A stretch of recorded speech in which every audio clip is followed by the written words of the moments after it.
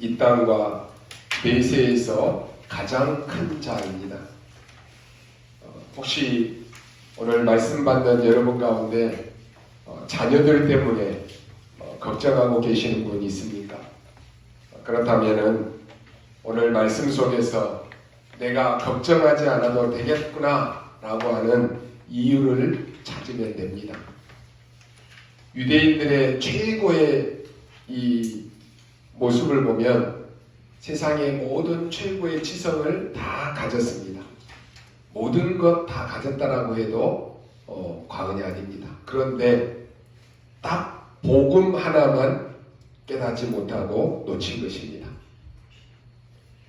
오늘날 많은 부모님들이 자녀들에게 공부 잘하면 다 되는 줄 압니다. 부모가 모든 것 다 해주면 다 좋은 줄 압니다.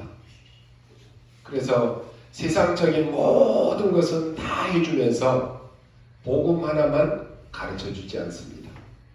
그게 실패의 원인입니다. 공부만 하면 되는 줄 알고 죽도록 공부만 시킵니다. 어느 나이인가 반드시 오게 되는데 영적 문제는 옵니다.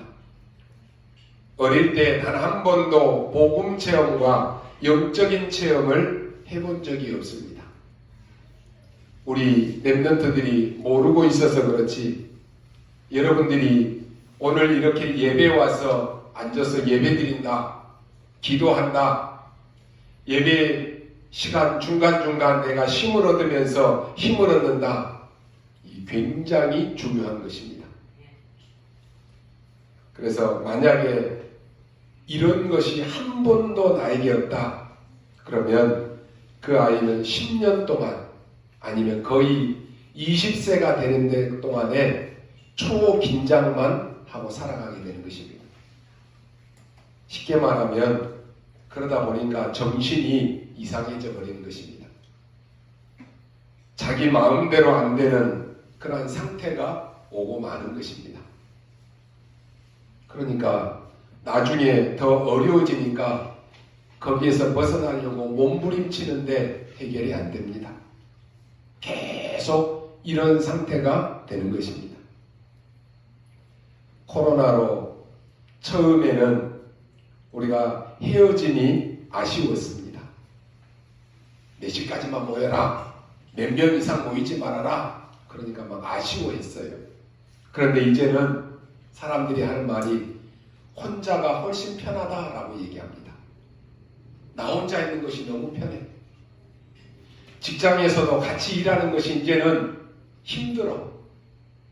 그러니까 그냥 집에서 재택으로 근무하고 이렇게 있으면 너무 좋겠다라고 대부분의 사람들이 하는 얘기입니다. 처음에는 비대면 예배가 어색했습니다. 그러니까 무슨 비대면 예배냐, 교회당 가서 예배 드려야지 막 얘기했어요. 이제 한 2년 정도 비대면 예배를 드리다 보니까 이제는 대면으로 예배 드려도 됩니다 라고 하니까 대부분의 교인들이 하는 얘기가 뭐냐, 아니 그냥 집에서 그냥 비대면으로 드리는 게 좋은데 무슨 또 대면 예배입니까? 어색하다는 거예요. 어느샌가 이런 것들이 우리 안에 딱 자리 잡아버려요. 좋다, 나쁘다 그런 말이 아닙니다.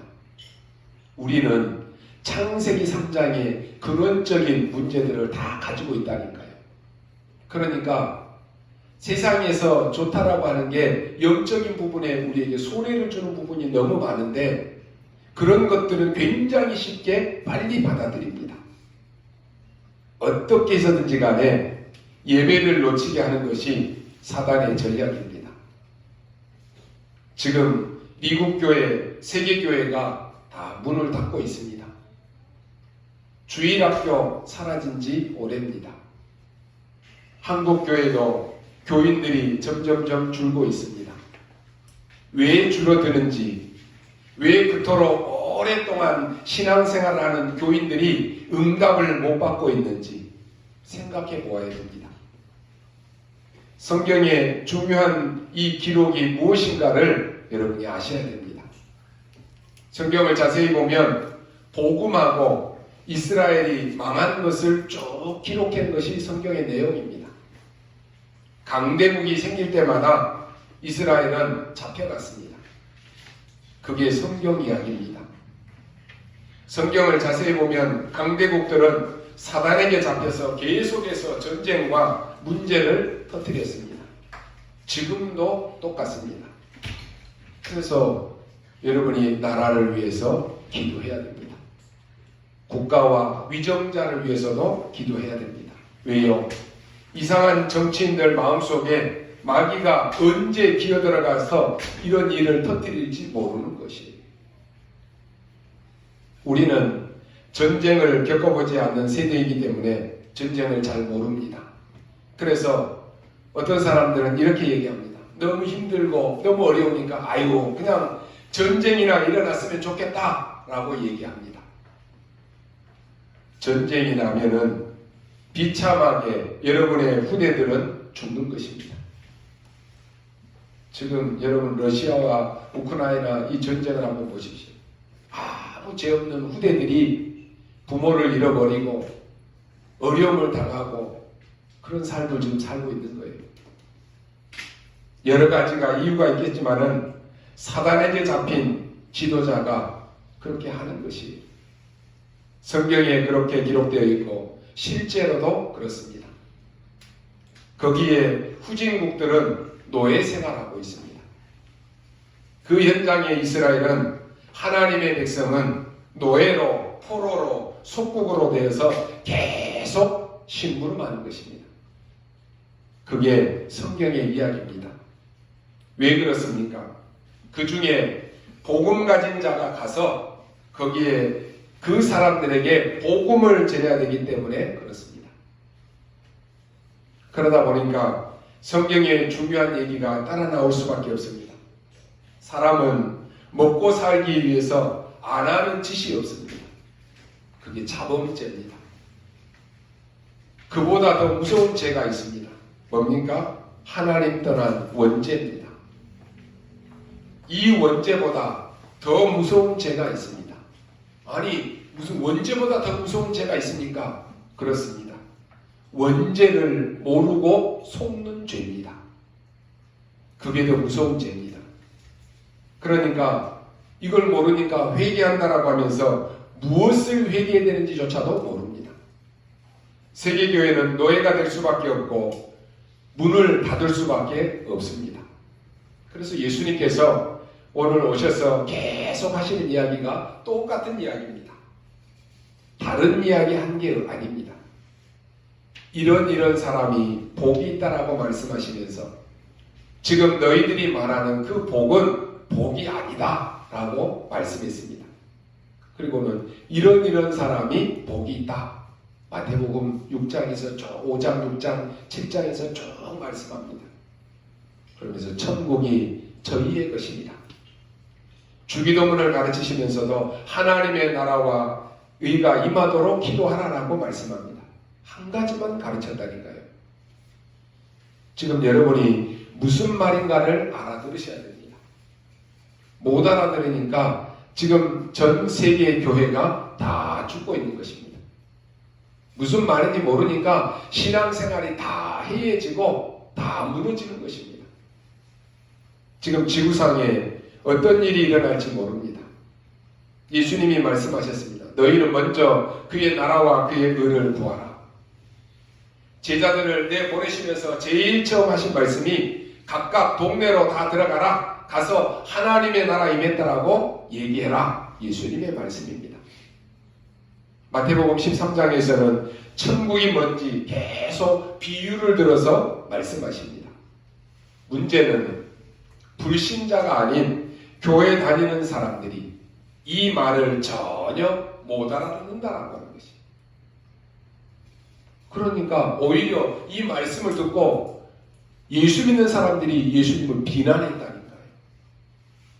아니 저 사람이 왜 귀신을 쫓아내냐? 그랬다니까요. 왜 맨날 귀신 이야기하느냐? 왜 사단 이야기하느냐? 그러면서요 이 바리새인들이 예수님을 비난하는 것입니다. 그때 예수님이 설명하십니다. 성령이 임하고 사단이 결박되면 하나님의 나라가 임하였느니라. 이 말을 못 알아들으면 너희는 나와 상관이 없느니라 라고 말씀하십니다. 그런데도 못 알아들었다니까요. 그러니까 이스라엘은 나중에 비참하게 된 것입니다. 마지막에는 감람원의 부르시로는 40일 동안 하나님의 나라 일을 설명하셨습니다. 오늘 제자들 앞에 질문한 내용이 나옵니다. 뭐라고 했습니까?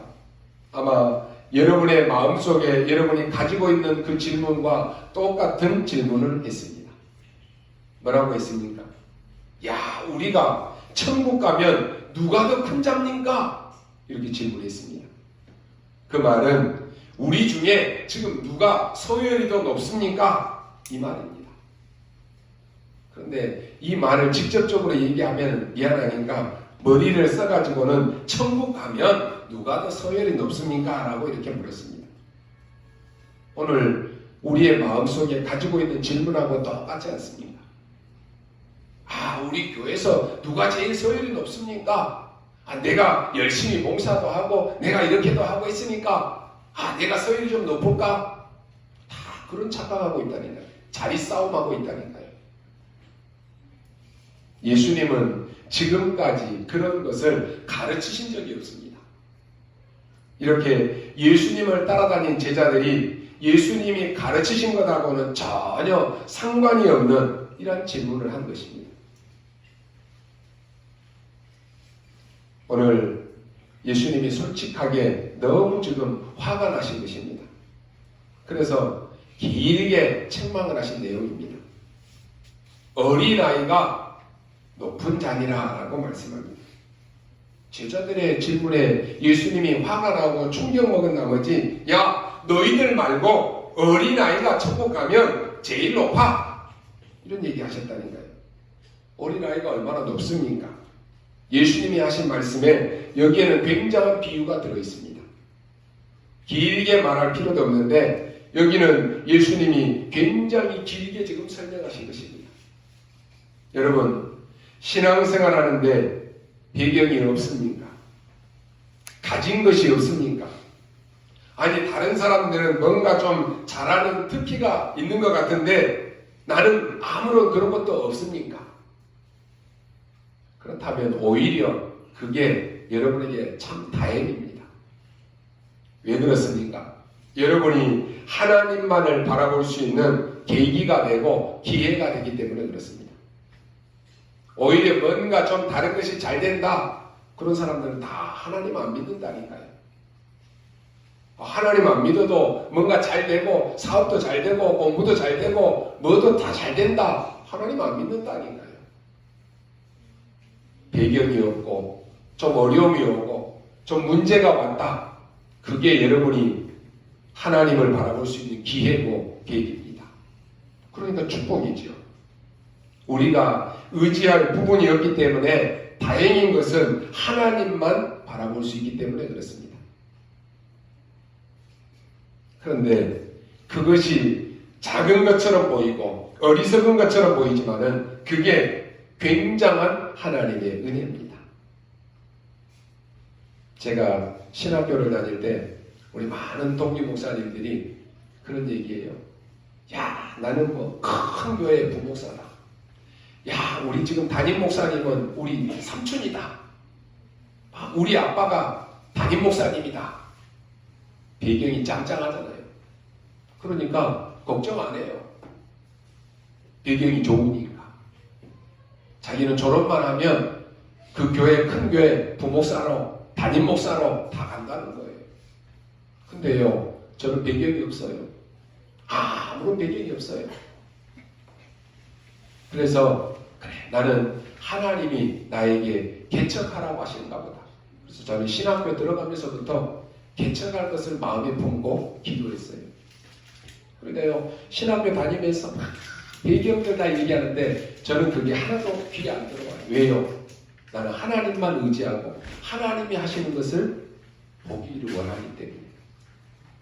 물론 지금 그런 사람들이 다 큰 교회 부목사로 담임으로 다 있어요. 그런데 한 번도 저는 부러워해 본 적이 없어요. 왜냐? 하나님이 내게 주신 은혜가 크기 때문에. 그게 잘됐다, 잘못됐다 그런 말 하는 게 아닙니다. 왜요? 저에게 오히려 아무런 배경이 없기 때문에 저는 하나님 앞에만 기도하고 하나님만 의지할 수 있는 은혜를 내게 주셨기 때문에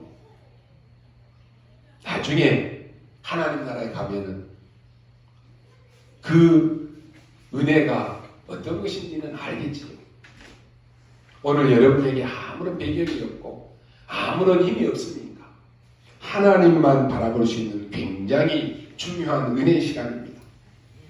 여러분이 전혀 걱정하지 말고 새로 시작하시기 바랍니다. 오늘 예수님과 그 예수님의 제자들의 대화에는 세 가지가 나옵니다. 첫째로 사람들은 실제로 신앙생활을 안 합니다. 그럼 뭐 합니까? 사람 바라보고 사람 의식하고 사람 눈치 보는 인앙생활을 한다는 거예요. 그 인앙생활 하지 말고 신앙생활 하라고 하는 것이. 인앙생활에서 빠져나와 버리면 여러분은 무조건 역사 일어납니다. 믿으시기 바랍니다. 사람들은 이익과 손해와 어려움과 문제를 만나면 신앙생활 안 한다니까요. 당장에 지금 조금 문제 오고 조금 불편하면 신앙생활 안 한다니까요. 그러니까 지금 이것이 훌륭하다 안 하다 그 얘기가 아닙니다. 누가 맞다 안 맞다 그런 얘기가 아닙니다. 여러분이 걱정하지 마시고 사람 바라보지 말고 하나님 앞에서 신앙생활 시작하시기 바랍니다. 바로 예수님이 그 얘기입니다. 여러분이 하나님을 믿지 않고 사람을 믿는 사람 눈치 보는 인앙생활하는 그 저주에서 빠져나오라라고 하는 것이. 성경 보십시오. 요셉의 형들은 엄청난 사고를 냈는데 하나님 믿지 않았습니다. 하나님을 믿는데 실제로는 안 믿었다니까요. 오늘날 많은 교인들 가운데 교회 다녀요. 하나님 믿는다라고 얘기해요. 그런데 실제로 안 믿는 성도들이 너무 많다는 거예요. 교회는 다니는데 실제로 안 믿는다니까요. 요셉의 형들 보십시오. 아니 왜 아버지는 저 요셉에게만 잘해주고 우리에게는 뭐냐? 그런 생각을 가지고 있었다니까요. 이게 요셉의 형들의 생활이었습니다. 그래서 이스라엘 민족은 싹 다 어떻게 됩니까? 나중에 노예로 바뀌어버립니다. 요셉이 들어가서 언약을 증거했습니다만 요셉의 형들의 그 믿음 때문에 이스라엘 전체가 노예로 바뀌어버린 것입니다. 거기서 나오라라고 하는 것입니다. 여러분 사람을 존중히 여기고 사람을 귀히 여겨야 됩니다. 그러나 그 사람의 말을 들을 필요가 없습니다. 우리는 하나님의 말씀을 들어야 됩니다. 그래야 진짜 응답이 시작됩니다. 어리석은 사람은 반대로 하나님의 말씀을 안 듣고 사람의 말을 듣고 시험 듭니다. 오늘 이 질문은 불신자가 질문하면 괜찮은데 제자들이 질문했다니까요. 천국 가면 누가 큰 장입니까? 예수님이 들으니까 기가 찬 질문이에요. 자기들 마음속으로 지금 착각하고 있는 것입니다. 말은 하지 않았지만은 예수님 말이지 따라다니다 보니까 어마어마한 분인데 앞으로 예수님 옆에 있으면 엄청나겠는데 총리는 누가 할까? 장관은 또 누가 하지? 그런 잔머리들을 지금 예수님이 제자들이 돌리고 있었다니까요. 예수님 따라다니다 보니까 도시락 하나를 가지고 5,000명을 먹이고 남고 이런 역사도 일으키고 이분이 지금 보니까 어마어마한 분인데 앞으로 우리가 계속 따라다니다 보면 나에게 경제력도 생길 것 같고 자리도 있을 것 같은데 그러면 저 많은 돈을 관리하는 재정은 누가 맡은지? 그런 착각하고 다닌다니까요. 이게 무슨 신앙생활입니까? 여러분 흐름을 잘 보십시오. 초대교회 중직자는 목을 내놓는 신앙이었어요. 그러지 않습니까? 자리 위한 것이 아니었다니까요. 그 당시 장로, 권사, 집사가 되면 죽을 위기에 처했다니까요. 여러분이요, 교회 재정을 맡은 분들은 교회 재정을 제일 잘 알기 때문에 교회 재정이 부족하면 모든 것을 헌신해서 올인할 마음을 가져야 돼요. 그거 가지고 기도하는 거예요. 그러니까 재정을 맡은 분들은 모든 성도들이 사업에 모든 경제에 축복받도록 기도하라는 거예요. 이게 없으면 보세요. 예수님의 옆에서 재정 맡았던 가룟 유다 시험 들어서 자살했다니까요. 교회 다니면서 시험 들었다라고 하시는 분들 보면 나는 교회에서 장로였었는데 나는 우리 교회 재정 맡았었는데 그런 분들 나중에 시험 들어가고 교회도 안 다닌 사람들이 수두룩하다니까요. 그게 신앙생활입니까? 인왕생활한 거예요. 거기서 빠져나오라는 거예요. 여러분이 이 흐름을 잘 보셔야 됩니다. 노예에서 나왔다라고 하는 것이 얼마나 감사한 일입니까? 그런데 광야에서 계속 뭐 합니까? 원망했다니까요. 전혀 신앙생활 하지 않았습니다. 하나님의 은혜가 지금 얼마나 감사한 일입니까? 그래야 될 것인데 왜 우리를 이 더운 광야로 내보내가지고 여기서 죽게 만드느냐? 계속 불평불만했다니까요. 저는 교회를 개척하고요. 조만한 교회지만은 하나님 앞에 예배할 수 있는 예배당이 있으니 얼마나 감사한지 모르겠더라고요. 여러분 잘 아시다시피 우리 교회가 처음 시작할 때 사택에서부터 시작했잖아요. 집에서. 거기서 모여서 새벽 예배 드리고 수요 예배 모든 예배 드리고 하나님이 조그만한 건물 하나 줘가지고 또 그 상가에서 예배 드리는데 너무 좋더라고요. 또 이곳에 이렇게 또 좋은 곳으로 옮겨가지고 예배 드리는데 너무너무 좋은 거예요. 얼마나 감사합니까? 이걸 모르면 불평불만한다니까요. 뭐 교회가 이래서 저러고 저래서 저러고. 오늘 14명의 사사시대를 거치면서요. 신앙생활 한 적이 한 번도 없습니다. 엘리 제사장은 아예 말씀하고 멀었고 의자에 앉아서 낮잠 잤다니까요. 그때 하나님은 사무엘과 다윗을 세운 것입니다. 더 이상 말할 필요도 없습니다. 이 땅은 재앙을 막을 길이 없고 엉뚱한 것을 붙잡고 있는 교회는 결국 무너지는 것입니다. 거기서 나오라라고 하는 것이. 여러분이 걱정하지 말 것은 하나님을 믿지 않고 사람의 것을 믿는 그 속에서 빠져나오면 무조건 역사 일어납니다. 거기에서 나온 인물이 루터입니다. 여러분의 생각에는 루터가 종교개혁을 했다라고 생각하지만 그게 아닙니다. 루터는 하나님의 말씀을 얘기하는 것입니다. 뭐라고 했습니까? 지금 우리가 많은 공로를 세워서 구원받는다라고 말하는데 그게 아니지 않느냐? 돈을 많이 내면 구원받는다라고 하는데 그거 틀렸지 않느냐? 돈을 많이 내면 죽은 사람이 지옥에서 천국으로 올라간다라고 하는데 그게 아니지 않느냐? 오직 의인은 믿음으로 말미암아 살리라. 하나님의 말씀 아니냐? 루터가 그 얘기했다니까요. 하나님은 루터의 능력과 루터의 그 모든 배경 상관없이 세계를 뒤집었습니다. 두 번째 붙잡아야 될 언약이 뭡니까? 어린아이처럼 되라라고 하는 것입니다. 무슨 말입니까? 하나님을 믿으라라고 하는 것이. 어린아이들은 그냥 부모를 믿습니다. 그 어린아이처럼 하나님을 믿으라라고 하는 것이. 오늘 10절에 굉장히 중요한 얘기가 나옵니다. 삼가 이 작은 자 중에 하나도 업신여기지 말라. 너희에게 말하노니 그들의 천사들이 하늘에서 하늘에 계신 내 아버지의 얼굴을 항상 배우느니라. 여러분 믿으시기 바랍니다. 성삼위 하나님은 주의 사자들을 동원해서 여러분을 항상 지키시는 분이십니다. 이 사실을 요셉이 믿었습니다. 여러분이 아무리 어려움을 당하고 아무리 외로워도 흔들리지 마시기 바랍니다. 요셉이 이걸 믿었다니까요. 어제 또 나왔습니다마는 7대 여정 확실히 붙잡으십시오. 요셉이 총리가 되었을 때 얘기했습니다. 내가 총리가 된 것은 하나님께서 생명을 구원하시려고 하신 일이다 라고 했습니다. 여러분 흔들리지 마시기 바랍니다. 가짜 응답 말고 진짜 응답 받으시기 바랍니다. 그 어려움 속에서 거의 사람 소리, 사람 믿는 소식 속에서 이 다윗이 언약을 딱 잡은 것입니다.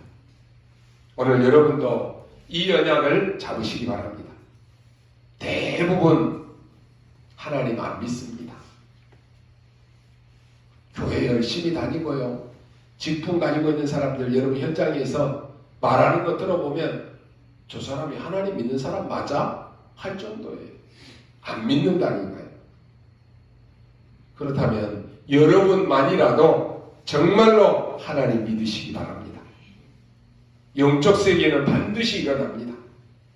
이 다윗은 골리앗과의 싸우러 갈 때 똑같은 말 합니다. 하나님은 나를 사자와 곰에게서 건져주셨습니다. 저 여호와를 모욕하는 자의 손에서 나를 건지실 줄로 믿습니다. 이게 믿음 없는 사울왕 앞에서 다윗이 한 고백입니다. 그리고는 뭡니까? 너는 칼과 창과 단창을 가지고 내게 왔지만 나는 만군의 여호와 이름으로 내게 왔노라 라고 말합니다. 골리앗 앞에서 한 얘기입니다. 한번 잘 읽어보십시오. 다윗은 여호와의 이름으로 왔노라 이러지 않고 네가 모욕하는 만군의 여호와의 그 이름 붙잡고 왔다 그랬어요. 그러면서 더 중요한 말을 합니다.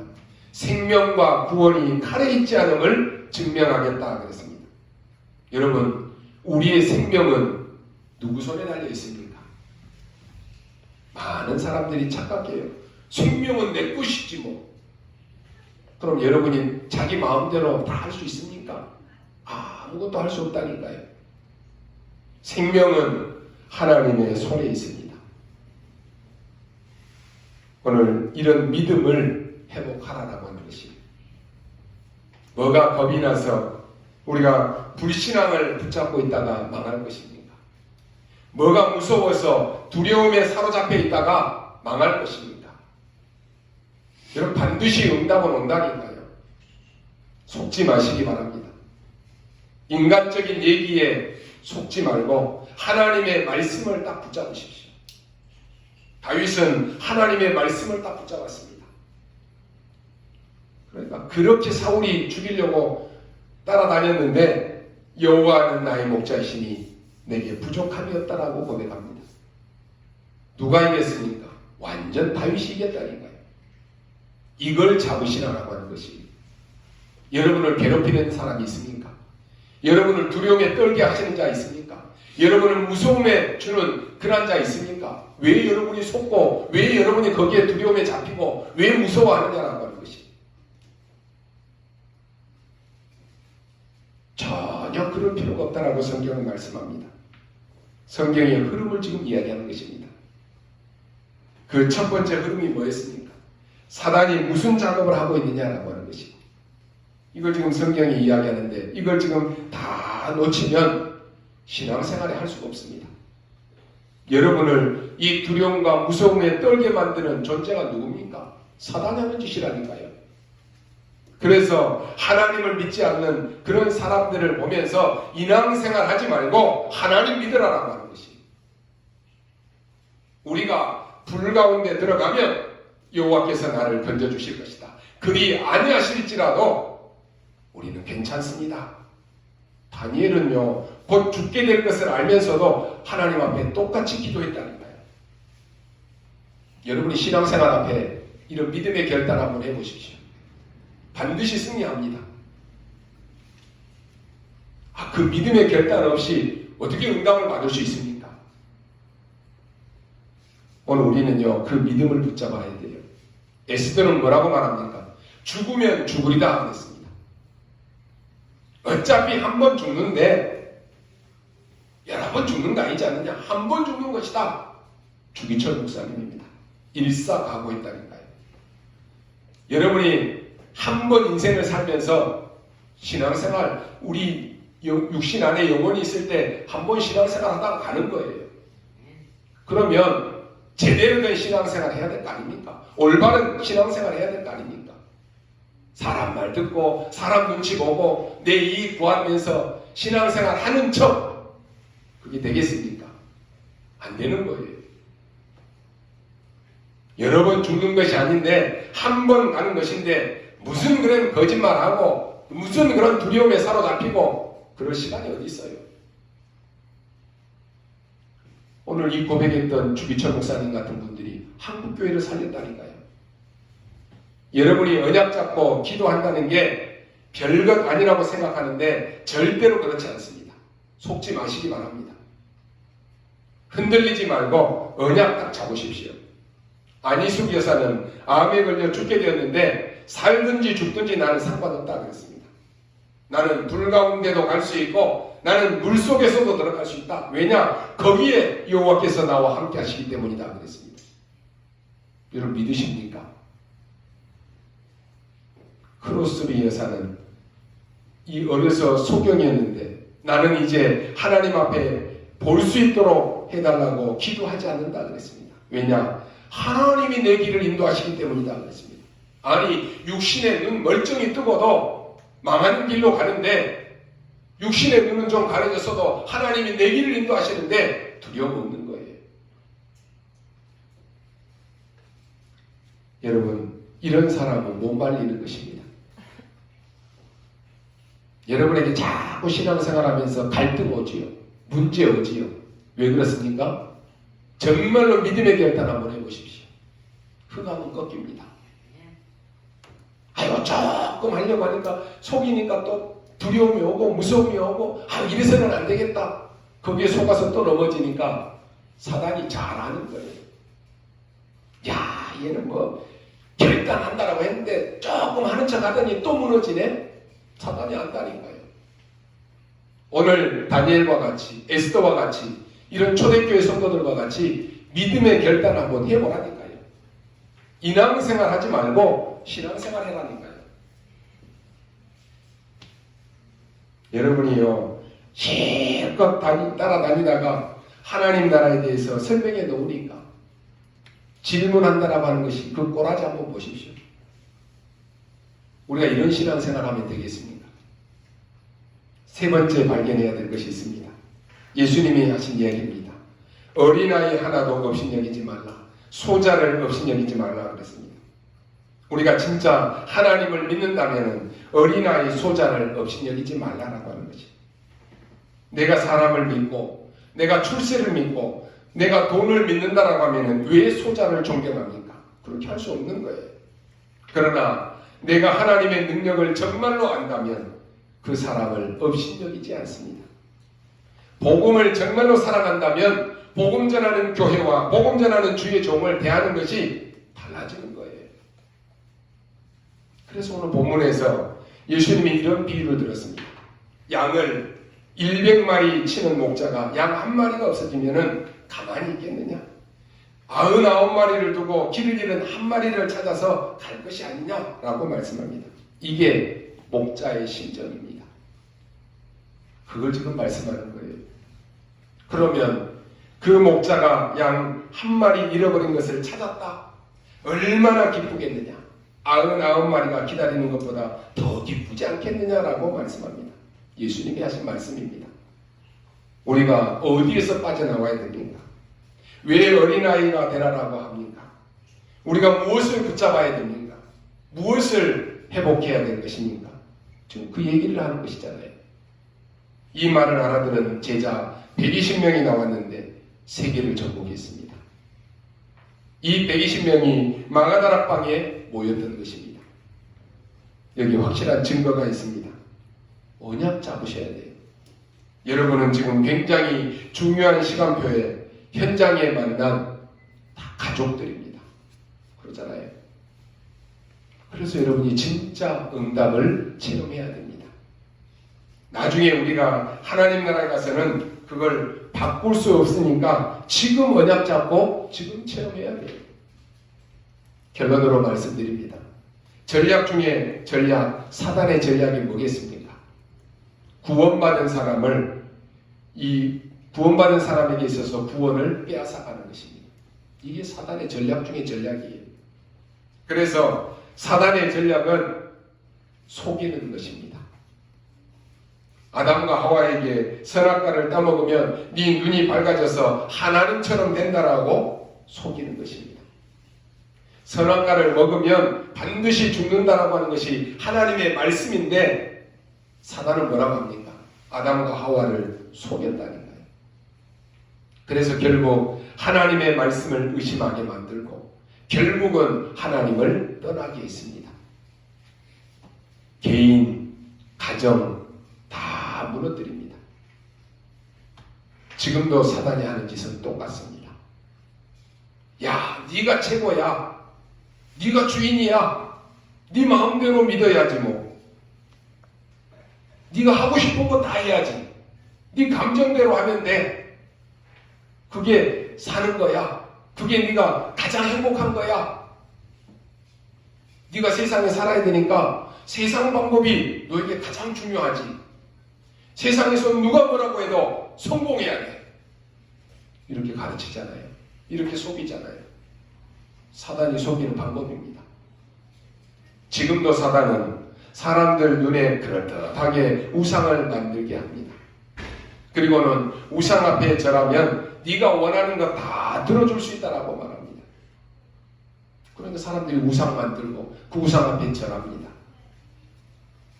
나중에 종교를 만들어 놓고 네 소원을 빌면 성취되는 것이다. 그래서 사단은 이 우상과 종교를 문화로 만들어 버렸습니다. 그리고는 사람들을 결국은 망하는 길로 끌고 들어갑니다. 우리가 코로나로 많은 신앙을 놓쳐버리고 중요한 것 놓치고 있을 때, 자, 불교, 천주교, 3단체는 템플테이션이라든지 명상이라든지 별의별 것을 가지고 사람들을 막 유혹했다는 거예요. 여러분을 망하는 길로 다 끌고 가는 것입니다. 문화는 이게요 무서운 것입니다. 우상문화, 타락문화가 되면 거기에서 빠져나올 사람이 없습니다. 그래서 사단의 전략이 선명하게 보이면 우리가 할 일은 하나밖에 없습니다. 그래, 영적 싸움 해야 되겠다. 여러분의 가정과 여러분의 집을 무너뜨리려고 하는 이 사단의 전략이 선명하게 보여야 된다는 거예요. 그래야지 영적 싸움이 시작되는 거예요. 아담과 하와를 속이고 무너뜨렸던 이 사단은 죽는 존재가 아닙니다. 여러분을, 우리의 후대들을 지옥에 끌려갈 때까지 이 땅에서 활동한다니까요. 불신자들에게는 우상과 종교를 만들어서 섬기게 하고 구원받은 하나님의 백성에게는 속여서 망하게 하는 것입니다. 자꾸만 불신앙을 심는다니까요. 그래서 베드로전서 5장 8절에 바울은 근신하라 깨어라 너희 대적 마귀가 우는 사자같이 두루다니며 삼킬 자를 찾는다라고 말씀합니다. 이 삼킬 자가 누굽니까? 불신자입니까? 믿는 자입니까? 믿는 사람들이에요. 그래서 많은 사람들이 예수 믿고도 무너지는 것입니다. 그래서 그 많은 사람들이 예수 믿고도 사단에게 속는 것입니다. 그 사람이 나빠서가 아닙니다. 대부분 보면 속고 무너진 사람 보면 나쁜 사람 없어요. 착하다니까요. 착하니까 당하는 거예요. 사단에게 속아서 무너지는 것입니다. 예수님께서 제자들에게 시험에 들지 않게 깨어 기도하라. 마음에는 원이로되 육신이 약하도다라고 말합니다. 우리 인간이 영적 힘이 없으면 사단에게 속습니다. 다 여러분 마음은 있잖아요. 마음은 예배 드려야지. 예배가 우선이야. 기도해야지. 전도해야지. 마음은 있는데 육신이 약해요. 안 된다니까요. 올해 여러분의 모든 신앙의 예배 출석, 헌금 다 이게 기록되고 있습니다. 온라인이든지 오프라인이든지 새벽 예배, 수요 예배, 금요 예배, 주일 1부, 2부 다 체크가 된다니까요.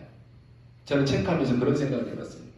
하나님이 우리를 불꽃 같은 눈으로 다 지켜보고 계시는데 눈에 안 보인다고 뭐 이러면 되겠지, 저러면 되겠지. 우리 그렇게 살잖아요. 여러분의 신앙을 이제 새롭게 점검하고 새롭게 시작하십시오. 온라인으로 드릴 때 왜 화면을 켜라고 합니까? 여러분이 화면 켜는 거하고 화면 켜고 안 드리는 거하고 여러분이 더 잘 아시잖아요. 화면 안 켜고 예배 드리면 내 마음대로 자세도 흐트러지고 이랬다 저랬다 다 그래요. 온라인으로 예배 드릴 때 화면을 켜면 어때요?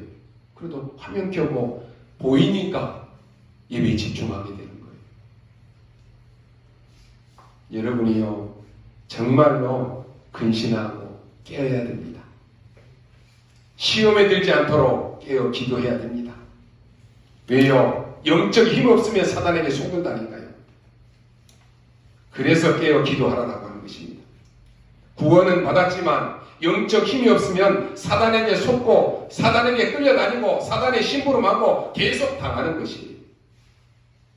결국 사단에게 속아서 어떻게 합니까? 예수님을 부인하고 예수님을 저주하고 맹세까지 하고 도망갔다니까요. 누가요? 예수님의 제자가.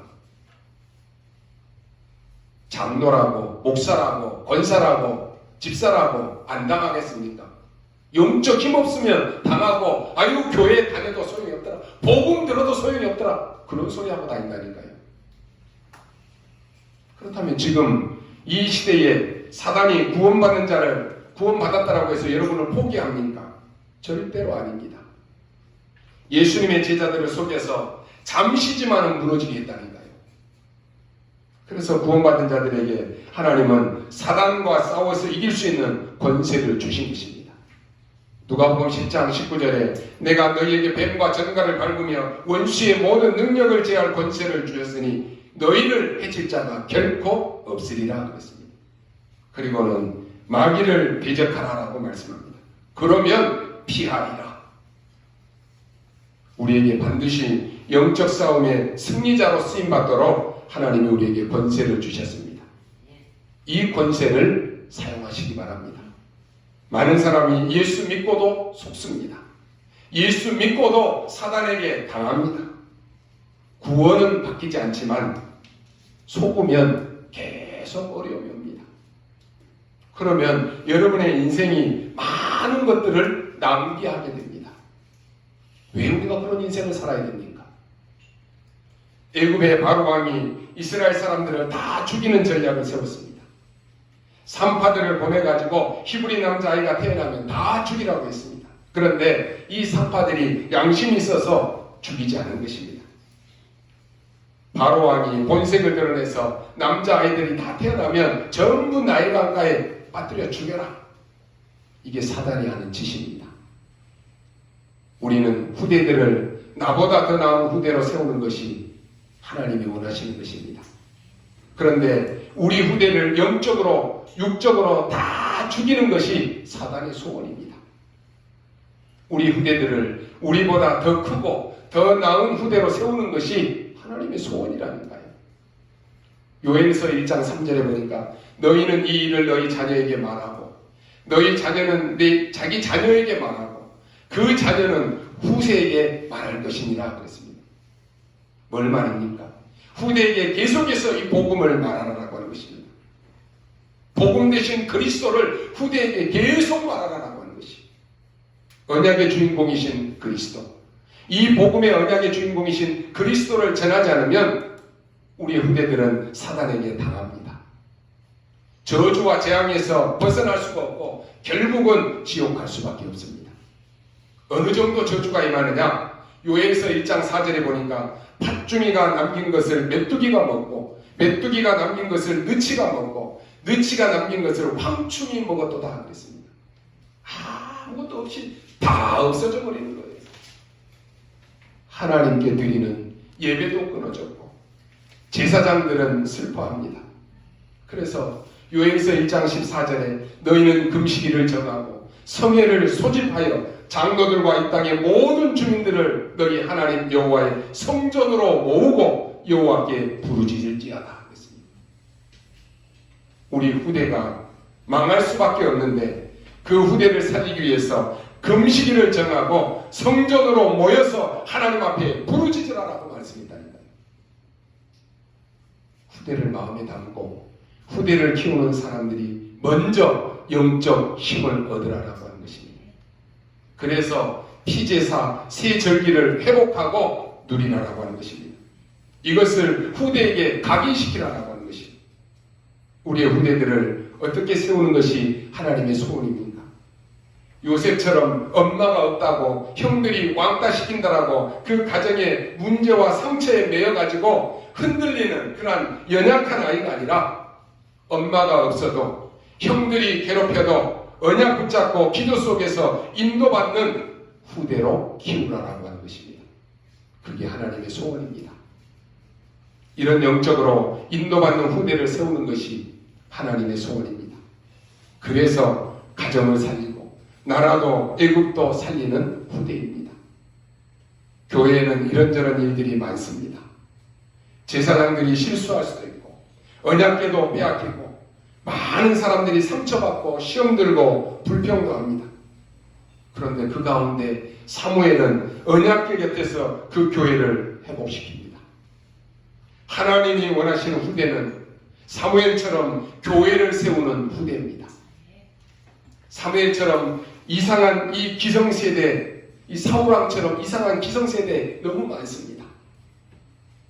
이런데 우리 후대들은 휘둘리지 않고 언약 속에서 기도하고 인도받고 성전 세우는 사람들을 살리는 다윗과 같은 후대를 세우는 것이 하나님의 소원입니다. 이 일을 위해서 금식을 선포하고 성전에 모여서 하나님 앞에 부르짖어 기도하라고 하는 것이. 어떤 부모가 자기 자식이 안 되기를 원하는 부모가 어디 있겠습니까?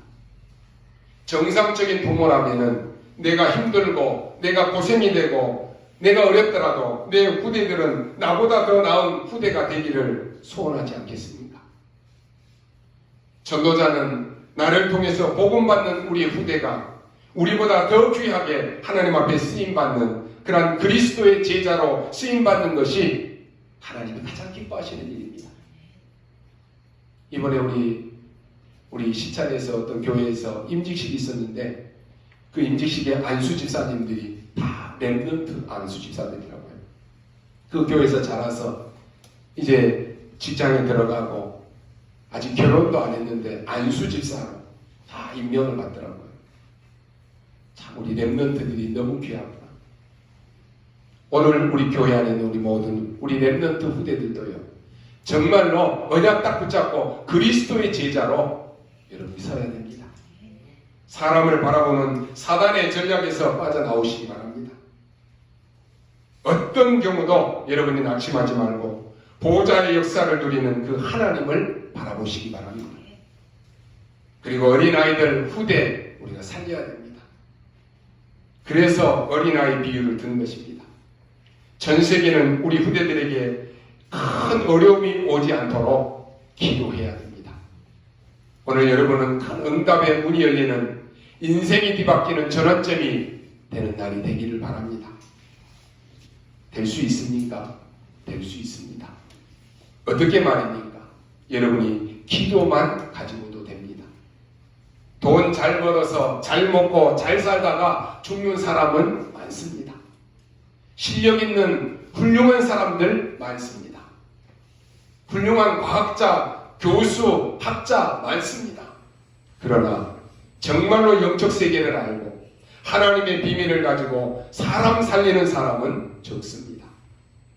그래서 여러분만이라도 언약 잡고 여러분만이라도 이 땅과 내세에서 가장 큰 응답을 누리는 그런 축복 누리고 전달하는 그리스도의 제자 되시기를 주님의 이름으로 축원합니다. 기도하겠습니다. 하나님 감사합니다. 오늘이 바로 귀중한 언약 잡는 날이 되게 하여 주옵소서. 우리의 인생을 바꾸는 예배가 되게 하시고 흑암 세력을 꺾는 예배가 되게 하여 주옵소서.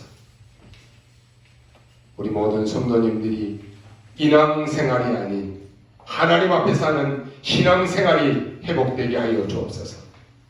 사람 살리는 증인으로 70나라, 70종족, 70현장 70지역을 살리는 제자들 되게 하여 주옵소서. 감사를 드리며 살아계신 우리 구주 예수 그리스도 이름으로 기도하옵나이다. 아멘.